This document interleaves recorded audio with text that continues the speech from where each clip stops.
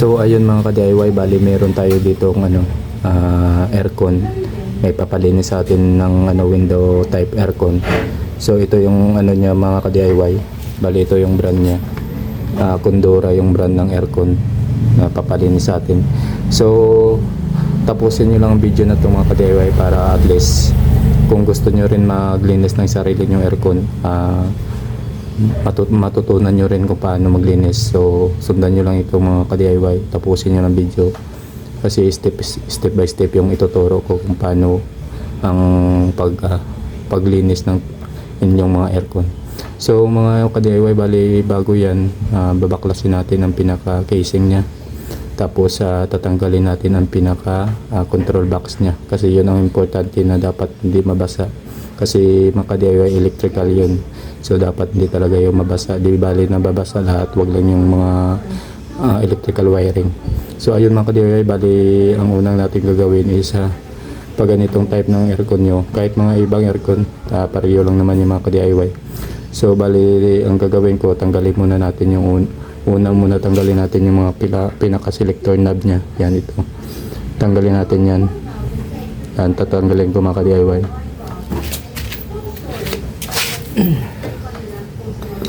Yan, kung nakita nyo mga ka-DIY, naugot lang yan yung selector knob nya.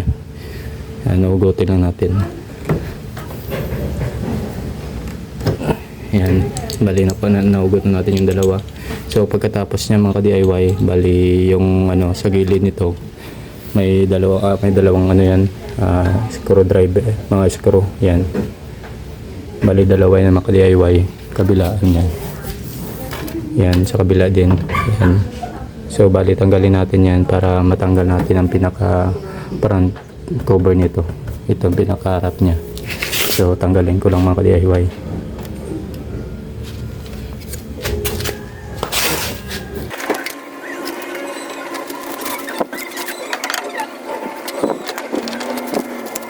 Tanggalin natin yung dalawang screw nya sa gilid. So pagkatapos niyan, pwede na natin ugutin yan pinaka front cover nya mga ka-DIY.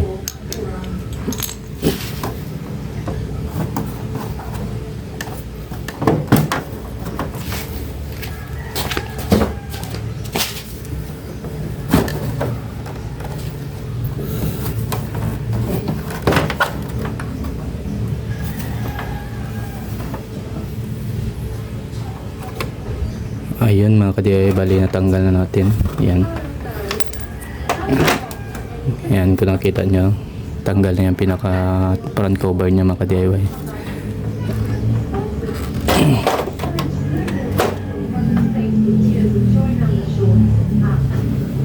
So ayun, bali ang next natin na gagawin, tanggalin natin ang pinaka ang body cover nya naman ito. Ang buong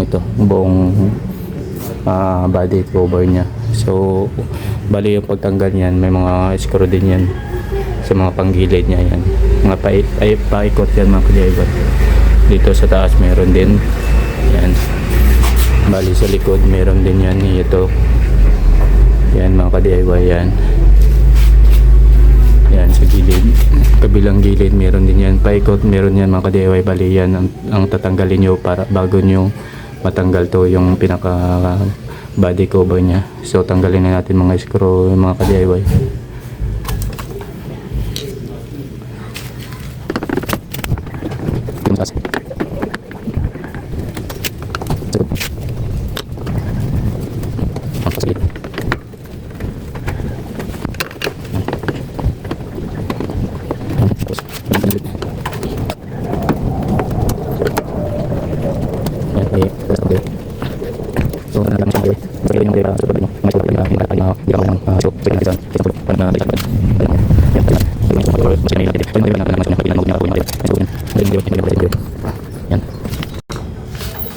So ayun, okay na, bali tanggal natin lahat.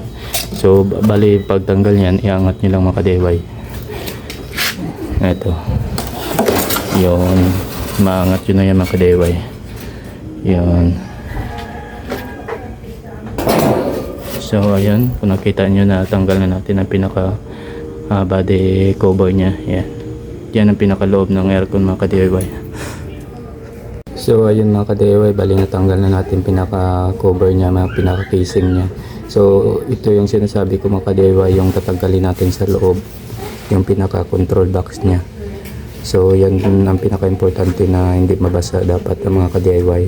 So dapat bago natin sprayan or basain yung lahat ng parts ng aircon, wag lang to. So bali tatanggalin natin itong mga ka-DIY para sigurado tayo na walang maging problema sa paglinis natin ng aircon. So sa pagtanggal yan mga ka-DIY, bali may screw lang yan sa sa baba. Yan kung nakita nyo, may screw yan. Tanggalin natin yan mga DIY.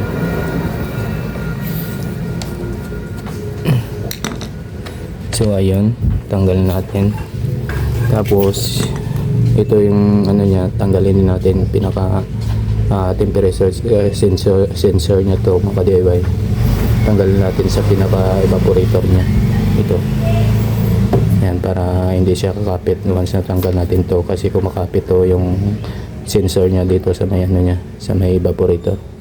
So ayun mga ka-DIY, bali tanggalin na natin yan. Nakita nyo, tanggal na yung pinaka niya, pinaka control box niya. So bali hindi nyo matatanggal yan totally mga ka-DIY, kasi may yan, kung nakita nyo, may mga wiring pa yan mga ka-DIY. So tatanggalin natin mga wiring na to, kasi itong mga wiring na to nakakonect to sa may niya, itong wiring na to, kung nakita nyo, nakakonect yan sa pinaka compressor niya. Yan, ito yung compressor niya mga DIY, compressor na aircon.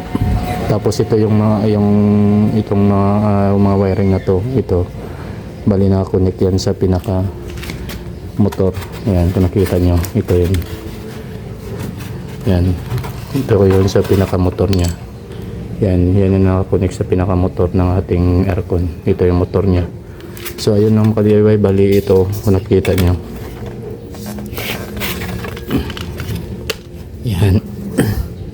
Ito yung dahil sa motor niya. Bali tatanggalin na natin mga DIY. Ito bali meron na siya naka-plug in na rin siya. Bali pagtanggal niyan, madali lang mga DIY. Kung nakita yun, naka-plug lang yan. Tanggalin na natin siya. Ito, hugutin na natin yung plug niya. Hindi naman kayo malilito niya mga DIY, kasi naka-plug naman yan.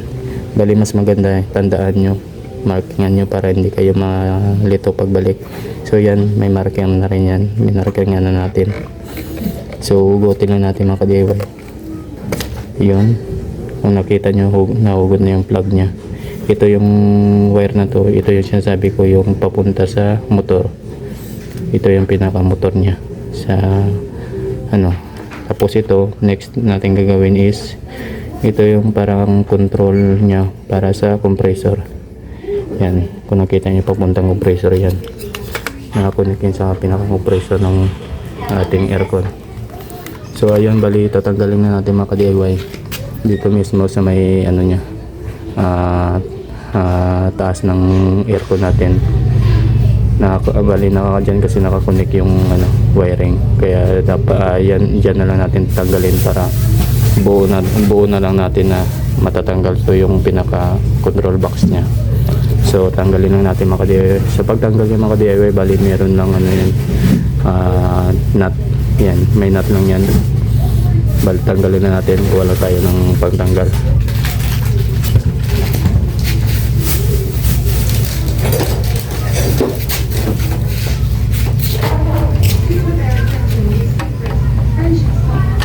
Ito 8mm lang yan ka-DIY. So ayun, tanggal na. Bali tanggalin na natin pinaka nut niya, itong nut niya mga ka-DIY. So pagtanggal niyan, maugot na natin yung pinaka cover nito.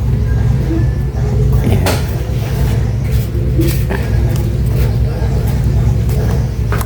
Yan, nakita nyo mga ka-DIY, naugot na natin. Yan, bali sa taas pala niya mga ka-DIY, hindi din kayo malito kasi merong yan, may mga nakasulat yan. Ito nakita yung S, tapos ito R, tapos C. Itong S, ito yung starting niya, starting. Ang R, running. Tapos ito yung common niya, ang C. So pagtanggal niyan, yan makikita nyo yung connection. Yan. Yan yung sinasabi ko na nakakonect sa pinaka-compressor niya yung mga wiring.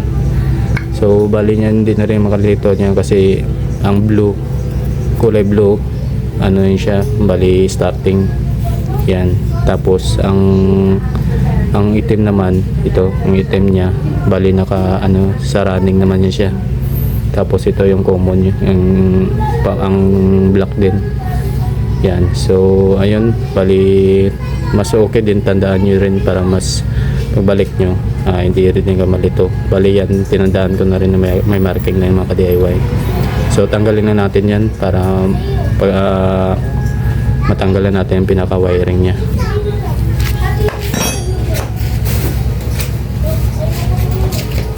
So pagtanggal niya, gamit lang kayo ng tawag dito, yung plier. Yan, kasi medyo matigas yan. Yan.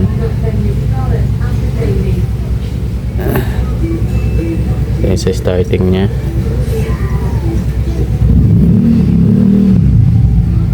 Tapos ito yung sa running niya.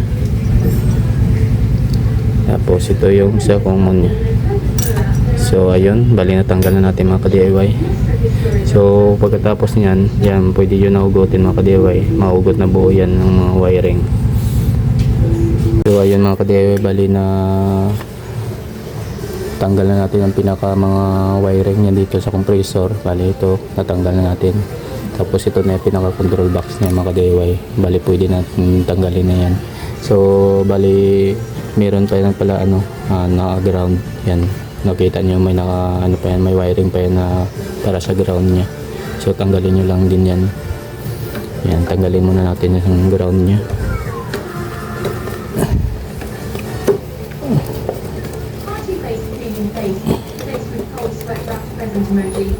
So ayun, tanggalin natin. Balik lang natin yung screw niya para hindi tayo para hindi mawala. So ayun mga ka-DIY, bali tanggalin natin lahat ng wiring.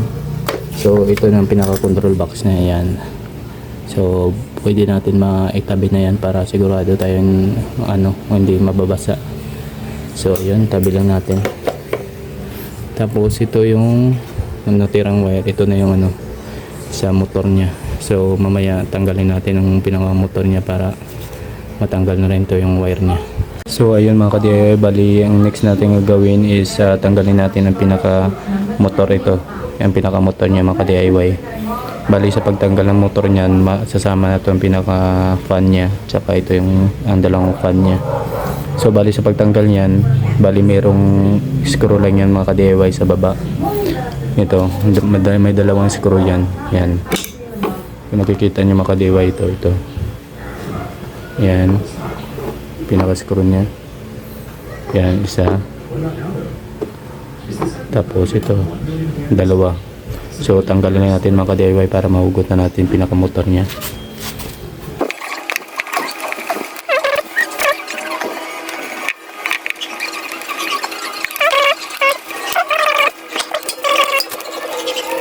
Yan, hugutin ko lang.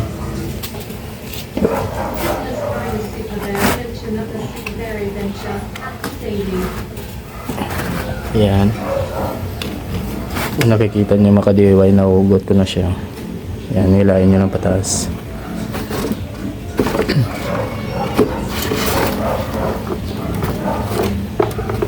So ayun mga ka-DIY, bali nahugot na natin pinaka motor nya kasama yung pinaka fan nya mga ka-DIY. Yan. So ito yung pinaka motor ng ating aircon. Ito tinuturo ko, ito yung motor nya. So bali ang gagawin natin, tatanggalin natin pinaka motor nya din, bali hiwalay natin. So ayun, sa pagtanggal ng isang fan nya mga ka-DIY, bali mayroong clip lang yan ito, nakita nyo. Yan ang pinaka clip nya. Bali tanggalin na natin yan para mahugot na natin ang pinaka fan nya. So sa pagtanggal nyan, kuha lang kayo na din ng plug shell to. Kita nyo na, hugot na natin. Yan ang pinaka lock nya. Tapos sa kabila naman mga ka-DIY, ito, yan, meron din yan sa kabila. Yan, tatanggalin na din natin yung pinakalock niya.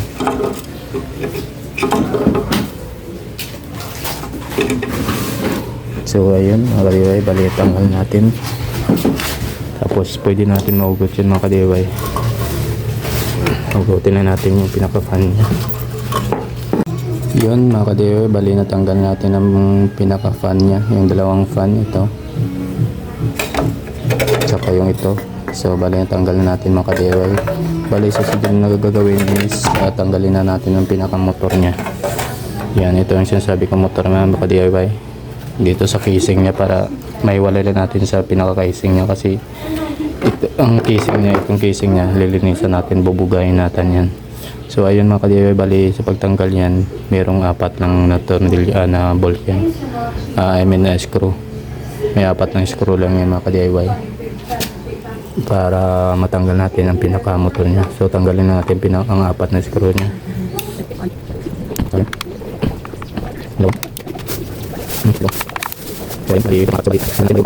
Yan to. So ito yung pinaka-motor niya.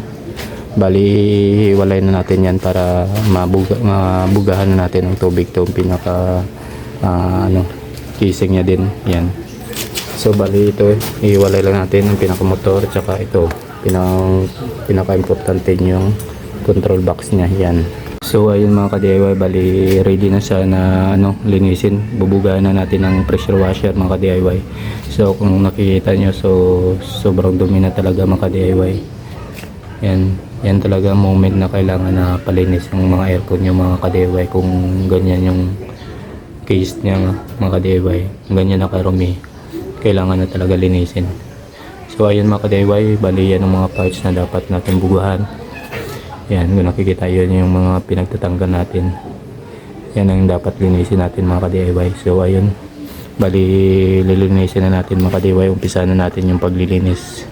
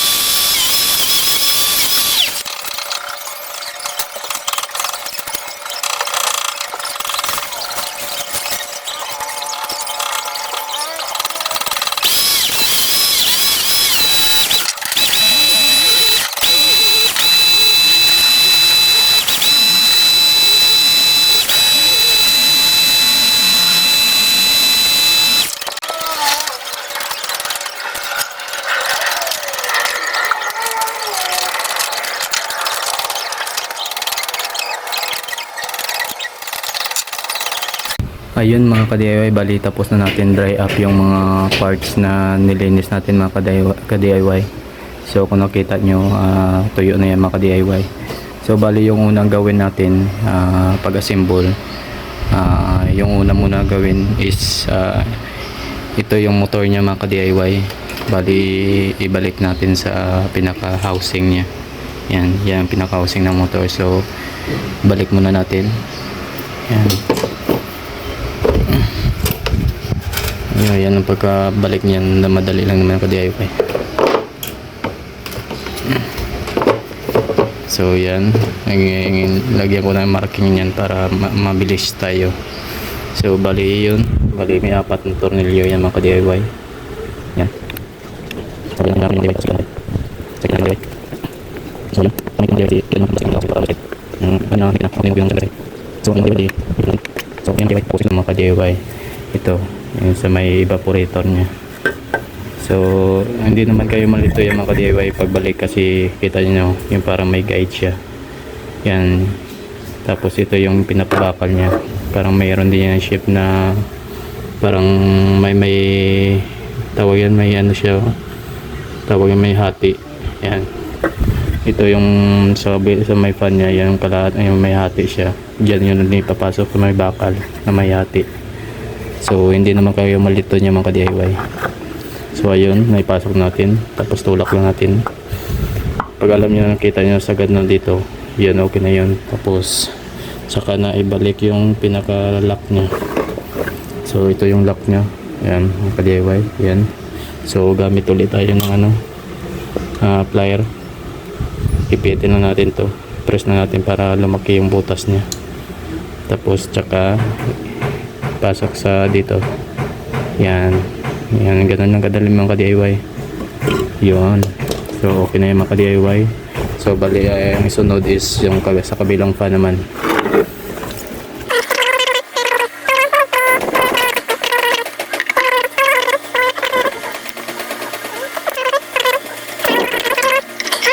Is ibabalik na natin to sa pinaka dito, yan, dito na natin ibalik yan, yan, yan.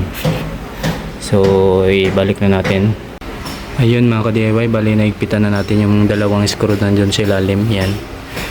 Tapos yan, pag naigpitan nyo na mga ka-DIY, bali itesting muna natin kung paikutin muna natin yung pan kung may sumasabit para sigurado tayo. So try natin.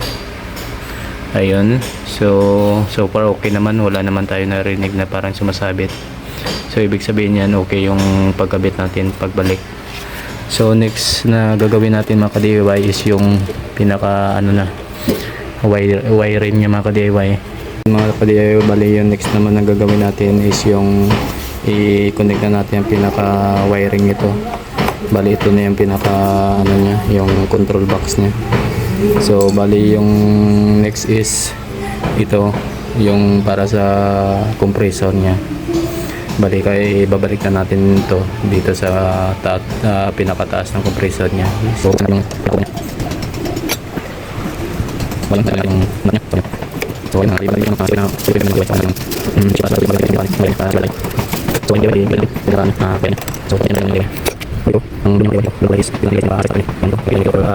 yan yung starting niya. So ikabit lang natin.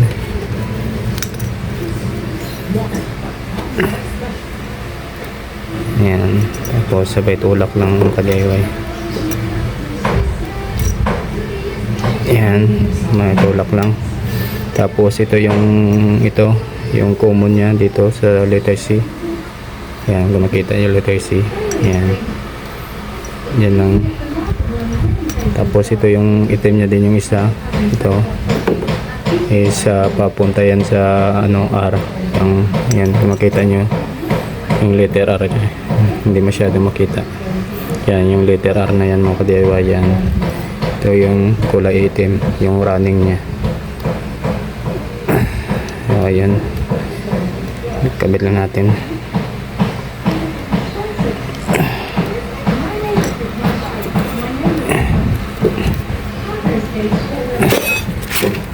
So ayun mga ka-DIY, bali naikabit na natin.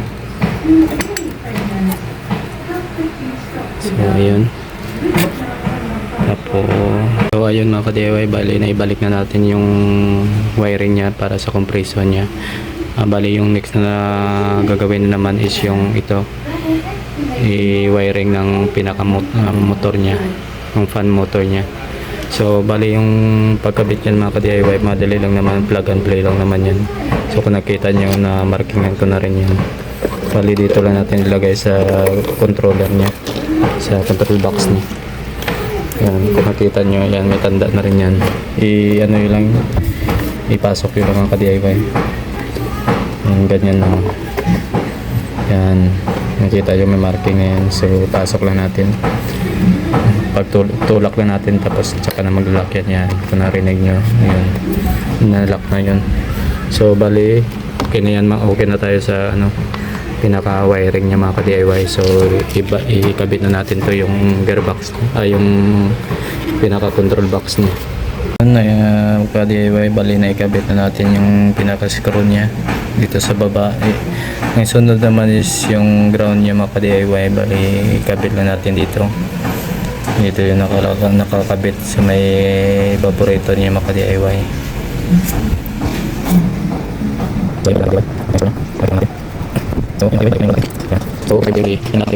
Ayun mga ka-DIY, bali ito ng pinaka cover niya. So ibabalik lang natin. Yeah, ito na yung pinakalas niya mga ka-DIY. Ayun mga ka-DIY, bali na ibalik na rin natin yung pinaka front cover niya. So ito na yung pinakalas niya mga ka-DIY, yung tinanggal natin na selector knob niya. So ibabalik lang natin mga ka-DIY pagkatapos niyan. Finish na mga ka-DIY, bali tapos na lahat. So ibabalik lang natin mga ka-DIY yung mga selector knob niya.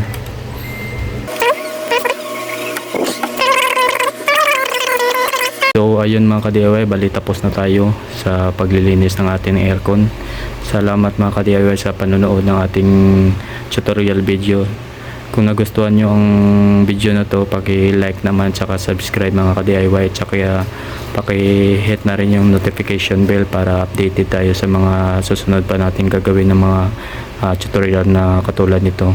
So ayun lang mga ka-DIY, kung may mga comment kayo or tanong, paki-comment na lang down below para masagot din natin mga ka-DIY, tsaka magawa natin ng video yung mga tanong nyo at tsaka mga concern. So ayun lang mga ka-DIY, salamat ulit sa panonood, tsaka God bless mga ka-DIY, geng geng.